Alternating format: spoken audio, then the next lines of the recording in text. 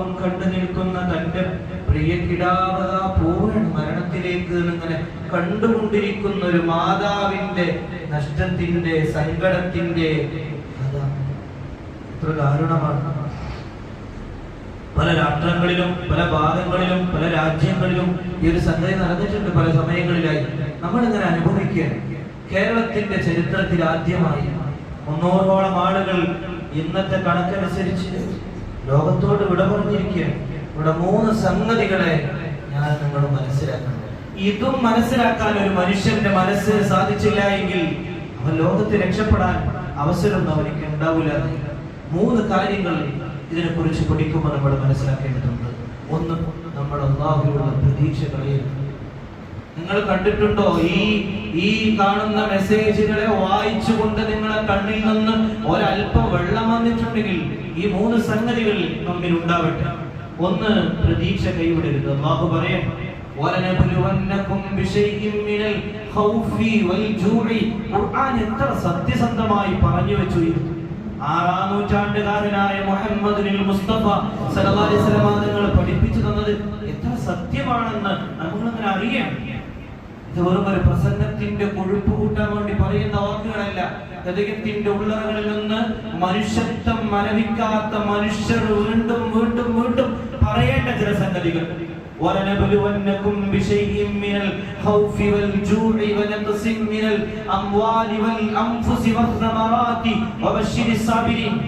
എൻ്റെ അടുത്തും നിങ്ങളുടെ കയ്യിലൊക്കെ ഉണ്ടായിരുന്ന 500 അവരെ കയ്യിലുണ്ടായിരുന്നു. അവർക്കും ഏക്കറക്കണക്കിന്, നമ്മളിലേറെ ഏക്കറക്കണക്കിന് റബ്ബർ എസ്റ്റേറ്റുകൾ ഉണ്ടായിരുന്ന മനുഷ്യരാണ് ഒരു നിമിഷം കൊണ്ട് ഒന്നുമില്ലാതായി പോയതെന്ന്. അത് മലയുടെ സമീപത്തൊന്നും ജീവിക്കണമെന്നില്ല. അതിലേറെ വലിയ മലകൾ അടുത്ത് ജീവിച്ചവർ ഒന്നും ആയിട്ടില്ല. അതിലേറെ ചെറിയ മലകളില്ലാത്തവിടെ ജീവിച്ചവർ ലോകത്തോട് വിട പറഞ്ഞു പോയിട്ടുണ്ട്. അതുകൊണ്ട് വലനബ്ലുവന്നകും ബിശൈഇൻ മിനൽ ഖൗഫ്, നിങ്ങളെ പേടികൊണ്ട് അല്ലാഹു നിങ്ങളെ പരീക്ഷിക്കുക തന്നെ ചെയ്യും. വൽ ജൂഅ്, നിങ്ങളെ വിശപ്പ് കൊണ്ട് അല്ലാഹു പരീക്ഷിക്കും. പ്രാതൽ ഭക്ഷണം, പ്രഭാത ഭക്ഷണം പച്ചവെള്ളവും ഉച്ചഭക്ഷണം ബ്രെഡും ബിസ്ക്കറ്റും മാത്രമാണ് ആ മനുഷ്യർക്ക് ഇന്നുള്ളത്. നിങ്ങൾ കണ്ടിട്ടുണ്ടോ എന്നറിയില്ല. മലബാറിന്റെ തെക്കൻ മേഖലകളിൽ നിന്ന് ലോറി കണക്കിൽ കൊണ്ടുപോകാൻ ഒരു നേരത്തെ അന്നം, അത് ബ്രെഡാണ്, കേടുവരാത്ത ഭക്ഷണം കൊണ്ടുവരണേ എന്നൊരു അനൗൺസ്. ഒരു റെഡ് അലർട്ട് വരുമ്പോ വരുന്നത് ഒരു അനൗൺസാണ്, കേടുവരാത്ത ഭക്ഷണം കൊണ്ടുവരണം. അത് ബ്രെഡാണ്, അത് ബിസ്ക്കറ്റാണ്. ഒരു നേരത്തെ അന്നം കഴിച്ചവർ ദിവസങ്ങളേറെ കഴിഞ്ഞു പോയി. വിശപ്പ് കൊണ്ട് നിങ്ങളെ പരീക്ഷിക്കപ്പെടും. നിങ്ങളെ മുതലുകളെ അല്ലാഹു ഇല്ലാതെയാക്കി കളയും.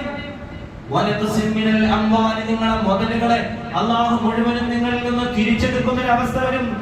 ഒരു മനുഷ്യൻ ആർത്ത് വിളിച്ചു പറഞ്ഞു, ഞാൻ എല്ലാം എന്റെ നഷ്ടപ്പെട്ടു പോയി, 60-70 പവൻ ഞാൻ ഈ സമയത്ത് നിങ്ങളോട് പറയേണ്ടതല്ല, പക്ഷേ എല്ലാം കൊടുത്ത് ഞാൻ വാങ്ങിവെച്ച എന്റെ 60-70 പവൻ, എന്റെ ലക്ഷക്കണക്കിന് രൂപ ആ വീടിന്റെ ഉള്ളിലാണ്. മാധ്യമങ്ങളോട് തുറന്ന മനുഷ്യൻ പറയാൻ, എനിക്കത് എടുത്തു വരുമോ? ആരോടാണ്? ആർക്കാ സാധിക്കുക? എല്ലാം അടുക്കി വെച്ച നാണയത്തുണ്ടുകൾ എനിക്കൊന്ന് തിരിച്ചു തരുമോ? എന്റെ കയ്യിൽ ഒന്നുമില്ല, ഞാൻ വെറുതെയായിരിക്കുകയാണെന്ന് പറയുന്ന ഒരു മനുഷ്യന്റെ വിലാപങ്ങൾക്ക് മുമ്പിൽ ഇങ്ങനെ നോക്കി നിൽക്കാനല്ലാതെ ഈ മനുഷ്യൻ എന്ത് കഴിയും?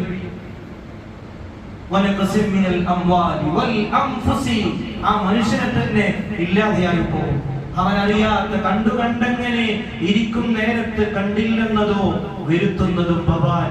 അവൻ അങ്ങനെ കണ്ടിങ്ങനെ ഇരിക്കുന്ന സമയത്ത് തന്റെ ഓരോ ബോഡികൾ കിട്ടുമ്പോഴും മൃതദേഹം കിട്ടുമ്പോഴും തന്റെ മകനെ കെട്ടിപ്പിടിച്ച പിതാവിന്റെ മൃതദേഹം, കസേരയിൽ ഇങ്ങനെ ഇരിക്കുന്ന മൃതദേഹം, കിടന്നുറങ്ങിയവിടെ അങ്ങനെ മരണപ്പെട്ടു പോയ മൃതദേഹങ്ങൾ. ഏറ്റവും ആദ്യം കിട്ടിയ മൃതദേഹം അത് 3 വയസ്സായ കുട്ടിയുടെ ജനാസയാണ്. പൊത്തുകല്ലിലേക്ക് ഒലിച്ചു വന്നത് ആദ്യമായിട്ട് കിട്ടുന്ന ഒരു ജനാസ 3 വയസ്സായ കുഞ്ഞിളം മോളെ. അല്ലാഹു അവർക്കൊക്കെ ക്ഷമ കൊടുക്കട്ടെ, കുടുംബത്തിന് അല്ലാഹു ക്ഷമ പ്രദാനം ചെയ്യട്ടെ. സമറാത്ത് എന്ന് പറഞ്ഞാൽ അതിനെ പഴത്തിന്റെ ഫലങ്ങളെന്ന് നേർക്കുനേർ അർത്ഥം വെക്കുന്നുവെങ്കിലും ഫലം ലഭിക്കുന്ന സമറാത്ത് അവിടെ ഉപയോഗിച്ചത് തന്നെ മക്കൾ എന്ന അർത്ഥത്തിനാണ്. മക്കൾ എന്ന വാക്കാണ് സമറാത്ത് എന്നതിന്റെ അർത്ഥം. അങ്ങനെ നിങ്ങളെ മക്കൾ നിങ്ങൾ നോക്കി നിൽക്കേ നിങ്ങളിൽ നിന്ന് പോകുന്ന ദാരുണമായ സംഭവവികാസങ്ങളെ കൊണ്ട് നിങ്ങളെ പരീക്ഷിക്കപ്പെടുമെന്ന് പരിശുദ്ധ ഖുർആനിൽ പഠിപ്പിച്ചു തരുമ്പോ ആലോചിച്ച് നോക്കി. ഇവിടെ എന്തുണ്ടാവണം? നിങ്ങൾ പ്രതീക്ഷ കൈവിടരുത്. അള്ളാഹു നിങ്ങളെ സഹായിക്കും. അള്ളാഹു സഹായിക്കട്ടെ. അള്ളാഹു അവരെയും നമ്മയും അള്ളാഹു സഹായിക്കട്ടെ. പ്രതീക്ഷ കൈവിടരുത്. നിങ്ങൾ ക്ഷമിക്കണം. നിങ്ങൾ ക്ഷമിക്കുന്നവരാണെങ്കിൽ നിങ്ങൾക്ക് നാളെ സന്തോഷ വാർത്തയുണ്ടാകും. അള്ളാഹുവിന്റെ ഖദാഇൽ നിങ്ങൾ വിശ്വസിക്കണം. രണ്ടാമത്തെ ഒരു കാര്യം എന്തെന്നറിയുമോ? ഒന്ന് പ്രതീക്ഷയാണെങ്കിൽ ഈ പ്രതീക്ഷിച്ച് നിൽക്കുന്ന മനുഷ്യരെ നമ്മൾ ചേർത്ത് പിടിക്കാൻ തയ്യാറാവണം. നമ്മൾ കണ്ടതാണ് നമ്മുടെ നാടിന്റെ മലബാറിന്റെ മറ്റുള്ള ഏരിയകളുടെ പേരെടുക്കലല്ല, സംഘടന വളർത്തലല്ല, രാഷ്ട്രീയ വോട്ടിംഗ് ബാങ്ക് അല്ല ലക്ഷ്യം. മറിച്ച് മനുഷ്യനെ ചേർത്ത് പിടിക്കാനുള്ള അവരുടെ അസാധ്യമായ പ്രകടനങ്ങൾ അവർക്കറിയാം. ഈ നിൽക്കുന്ന മണ്ണ് ഇനിയും ഒരു ഉരുൾപൊട്ടൽ ഉണ്ടാവും. എങ്കിലും വേണ്ടില്ല, ഞാൻ അറിയാത്ത, ജീവിതത്തിൽ കണ്ടിട്ട് പോലില്ലാതെ, അവരുടെ ജീവിതത്തിൽ എവിടെയും കണ്ടിട്ടില്ലാത്ത, മതം നോക്കാത്ത ആരാണ്? ഇവന്റെ മതമേതാണ്? ഇവൻ കുറിച്ചിട്ടുണ്ടോ? ഇവൻ തൊപ്പി ധരിച്ചവനാണോ? ഇവൻ ഇവൻ എവിടെയാണ് ജീവിച്ചത്? ഇവൻ തൊഴിലാളിയോ മുതലാളിയോ അവർണനോ ഒന്നും അറിയില്ല. ഒന്നും അറിയാത്ത മനുഷ്യരെ തന്റെ ജീവിതം പോലും ഭയം നിഴലായി കൂടെ നിൽക്കുകയാണ് മനുഷ്യർ. സംഘടനകൾ നോക്കാതെ, രാഷ്ട്രീയ പാർട്ടികൾ നോക്കാതെ ആ മനുഷ്യരെ ചേർത്ത് പിടിക്കാൻ അള്ളാഹു അവരെ സഹായിക്കട്ടെ. അള്ളാഹു ആ കഠിനാധ്വാനത്തെ, ആ സഹായത്തെ നാളെ പരലോകത്ത് അള്ളാഹു അവർക്കൊരു മുതൽക്കൂട്ടാക്കട്ടെ. അതങ്ങനെ പറഞ്ഞു വെക്കുമ്പോഴും സാന്ദർഭികമായി സൂചിപ്പിക്കാൻ ആഗ്രഹിക്കുകയാണ്. ഏതൊക്കെയോ ചില മനുഷ്യമൃഗങ്ങൾ, അങ്ങനെ പറയാൻ ആഗ്രഹിക്കുകയാണ് ഞാൻ അവരെ. ഏതൊക്കെയോ ചില മനുഷ്യമൃഗങ്ങൾ, കാരുണ്യം നഷ്ടപ്പെട്ടു പോയ ചില മനുഷ്യമൃഗങ്ങൾ മത തീവ്രതയുടെ ഭാഗമായി, അല്ലെങ്കിൽ രാഷ്ട്രീയത്തിന്റെ പൊളിറ്റിക്സിന്റെ ഭാഗമായി സോഷ്യൽ മീഡിയകളിൽ മനുഷ്യമൃഗമെന്ന് ആവർത്തിച്ച് അവരെ കുറിച്ച് പറയാൻ, ഈ കാണുന്നവരെ കുറിച്ച് വളരെ മോശമായ ചില ചിത്രീകരണങ്ങൾ. ഏതെങ്കിലും കുട്ടിക്ക് മുലപ്പാല് കിട്ടാത്തതുണ്ടെങ്കിൽ അവർക്ക് ഞാൻ മുല കൊടുത്തോളാം എന്ന് പറഞ്ഞൊരു ഉമ്മ മുന്നോട്ട് കടന്നു വരുമ്പോ അതിന്റെ കമന്റായി മോശമായ ചില വാക്കുകൾ ഉപയോഗിച്ചിരുന്ന ചില മതമൃഗ മനുഷ്യർ, അല്ലാഹു അവരെ തൊട്ടുണ്ടാക്കട്ടെ, ഇതിനപ്പുറം ഒരു വാക്ക് പറയാനില്ല. അത്രത്തോളം വലിയ നീചന്മാരായ മനുഷ്യർ അവരെന്ത് കണ്ടിട്ടാണ് ഇത്രയും വലിയ ദുരന്തത്തിന്റെ മുമ്പിലും? അങ്ങനെ കുറെ ആളുകൾ എല്ലാവിടെയും ഉണ്ട്. അവർക്ക് പറയാനുള്ളതൊക്കെ പറയാൻ അവരുടെ ഒരു നിമിഷം പോലും, ഒരു രൂപ പോലും ഈ ഒരു വിഷയത്തിൽ ചെലവഴിക്കാത്ത മനുഷ്യൻ, പാവപ്പെട്ട മനുഷ്യരെ കുറിച്ച് ഇല്ലായ്മ പറഞ്ഞുണ്ടാക്കാൻ അള്ളാഹു അങ്ങനത്തെ ആളുകളുടെ ഷർറിൽ നിന്ന് നമ്മുടെ സമുദായത്തിനെ അള്ളാഹു കാത്തുരക്ഷിക്കട്ടെ. മൂന്നാമത്തെ കാര്യം, ചുരുങ്ങിയ സമയം കൊണ്ട് പറയാൻ, മൂന്നാമത്തെ കാര്യം മനസ്സിലാക്കാത്തതെന്നറിയോ? മൂന്നാമത്തെ കാര്യം ഇതെന്തുകൊണ്ട് വരുന്നു എന്നത്. പ്രതീക്ഷ കൈവിടാത്ത നമ്മൾ, പ്രതീക്ഷിച്ചു നിൽക്കുന്നവരെ ചേർത്ത് പിടിക്കുന്ന നമ്മൾ, മൂന്നാമതൊരു ബോധം ഉണ്ടാവേണ്ടതുണ്ട്. എന്തുകൊണ്ട് വരുന്നു എന്നത്. അഷ്റഫുൽ ഖൽഖ് റസൂലുള്ളാഹി സ്വല്ലല്ലാഹു അലൈഹി വസല്ലം പാടാണ്. ഇതൊരു പാടാണ്. ഇത് കേവലം എൻ്റെ ഒരു വാക്കുകളിൽ നിങ്ങൾ ഒതുക്കല്ലേ. ഞാൻ നിങ്ങളും ഹൃദയത്തിന്റെ പൂന്തോപ്പുകളിലേക്ക് ചേർത്ത് വെക്കേണ്ട ചില പാഠങ്ങൾ അല്ലാഹു വീണ്ടും ഇങ്ങനെ പഠിപ്പിച്ചു തരികയാണ്. അല്ലാഹുവിന്റെ റസൂല് 6-ാം നൂറ്റാണ്ടിൽ പറഞ്ഞു വെച്ചു, യബീതു ഖൗമ മിൻ ഹാദിഹിൽ ഉമ്മ അലാ തഅമിൻ വശറാബിൻ വലഹുവിൻ വലഅബ്. ഈ പറയുന്ന ആളുകൾ ഇങ്ങനെയൊക്കെ തന്നെയായിരുന്നു. നാളെ അള്ളാഹു നമ്മിലേക്ക് ഇത് വരുത്താതിരിക്കട്ടെ. എല്ലാവരെയും അള്ളാഹു കാത്തിരിക്കട്ടെ.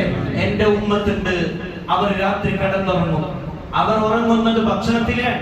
അവർ നന്നായിട്ട് ഭക്ഷിക്കുന്നവരാണ്. അവർ നന്നായിട്ട് കുടിക്കുന്നവരാണ്. അവർ നന്നായിട്ട് ഭക്ഷിക്കുന്നവർ, കുടിക്കുന്നവർ, ദുർത്തടിക്കുന്നവർ. അവർ തമാശയിലാണ്, അവർ കളിയിലാണ്, അവർ പരീക്ഷയിലാണ്. ശേഷാദീസിന്റെ ബാക്കി എങ്ങനെയാണ്? സമയമില്ല, പരീക്ഷയിലാണ്. അവർ മറ്റുള്ള രീതിയിലുള്ള പ്രവർത്തനങ്ങൾ നടത്തിക്കൊണ്ടിരിക്കുകയാണ്. അങ്ങനെയുള്ള ആളുകളുണ്ടല്ലോ, ഒരു ദിവസം അവരെ അങ്ങാടിയിൽ വെച്ച് പറയും, രാവിലെ എണീക്കുമ്പോ ചില ആളുകൾ വിളിച്ചു പറയും, അവർ പറയും,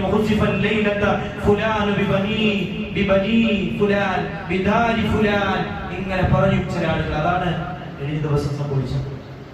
ഒരു രാത്രിയിൽ കടന്നുറങ്ങിയ നമ്മളിലെ ഫോണിലേക്ക് വരുന്നത് ഇതാ ചൂരൽമലയും മുണ്ടക്കയ്യിലെ ആളുകളും ഒക്കെ ഇതാ നഷ്ടബാധിതരായി അവർ ഒലിച്ചുപോയി.